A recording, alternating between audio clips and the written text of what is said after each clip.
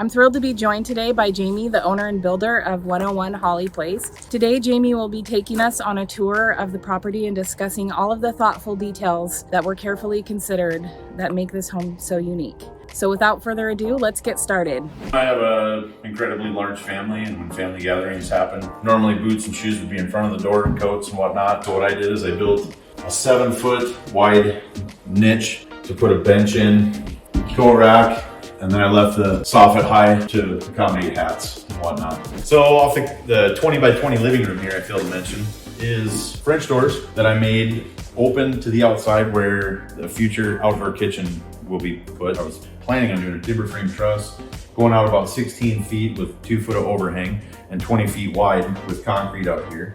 I plumbed in natural gas, power, and water all to this outdoor kitchen area. Now we're in the kitchen. I like to cook, I like to eat. I designed it to just make it flow better. I have my refrigerator obviously here, gas stove, cupboards, all the drawers pull out, have 150-pound drawer guides, room for your pots, pans, cutting boards, and whatnot in this one. Everything is soft close, custom cabinet space made by Patrick Cooley, local guy. This one here features larger spaces for bigger frying pans and whatnot. Everything, again, soft close. Big shelves that went all the way up to the ceiling. I don't like soffits or dust collectors. That's where all the grease and oil likes to stand. The kitchen sink will be here, dishwasher here. There'll be a 4-foot by 10-foot granite countertop covering this whole entire place. Seating for 5 on this end. I don't like clutter.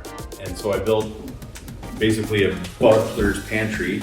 It also will be, it's plumbed and ready for a small vegetable sink. Obviously we'll be able to utilize this to keep the clutter to a minimum in the kitchen. We'll have our coffee pots. Microwave goes up here on this big microwave shelf. I made the upper cabinet 16 inches deep for more storage. Most upper cabinets are 12 inches deep. Everything's pull out. I made the drawers a little deeper because I'm not a fan of having things hang up when you're trying to open or close a drawer. They graduate on this side here, they graduate from a 5-inch deep drawer to an 8-inch deep drawer to a 10-inch deep drawer. Even the cabinets in here, all the cabinets in here have pullouts. This side over here, we kind of set up for more baking, put the KitchenAid, mixers and all that kind of stuff in here. Went with a little bit deeper drawers than standard to allow for more storage for bigger utensils and whatnot. Everything is soft close. Haven't picked the hardware for it, but it's a really nice size pantry. In here is the 14 by 14 master bedroom. This whole entire side of the house is basically what I call the master suite side. It's the entire length of the house. I have a door that opens up to the outside for a future patio. It has this, it's 6 by 14 covered patio, but you also have an additional 4 foot of eave on the outside and a 2 foot overhang on the house. So you actually end up with a pretty good sized patio out here to go out and sit and relax, or maybe even for a future hot tub. Over here will be a barn door. I put solid blocking in for the barn door to accommodate the walk-in master bathroom. Here will be a 5-foot double vanity sink with a 5-foot backlit and heated mirror to keep it from fogging.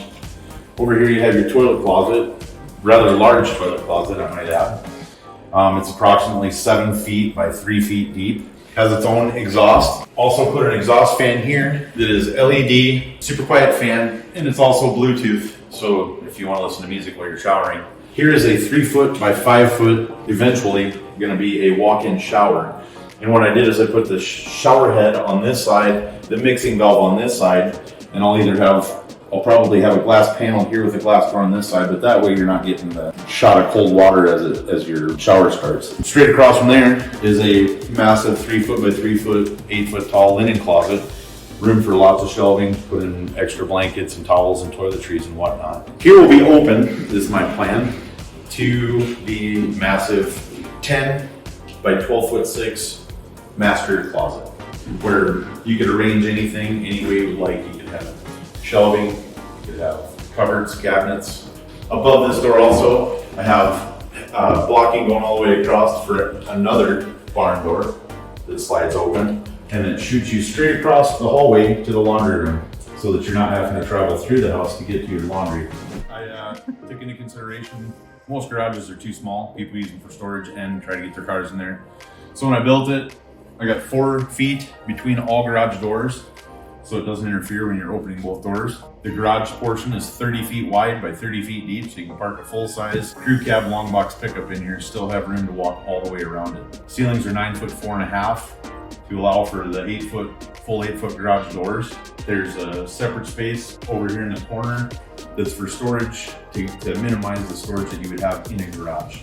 Not to mention, one of my favorite parts is the 14 by 14 man room that I built to keep all my hunting and fishing and whatnot secured in its own little space.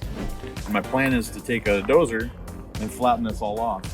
And what I have down here is a splice in my power for a future shop that I can just tie in my power. And so I was going to put a shop basically right here where this burn pile is in this low spot, obviously be elevated more than what it was. But that way the shop kind of blocks your view of the main road, which is 300 and something feet away. Really not an issue, but at least give you some more privacy. What I did, in case somebody wanted to buy the house or in case I got an opportunity to finish it and move in myself, is that little space that I showed you in the garage. I actually put in 4-inch ABS sleeve from the garage 5 feet down under the slab and brought it back up into the crawl space so that I could put a 1,000-gallon water tank in there and haul my own water for now, just to temporarily have service. I already have natural gas, power is all run.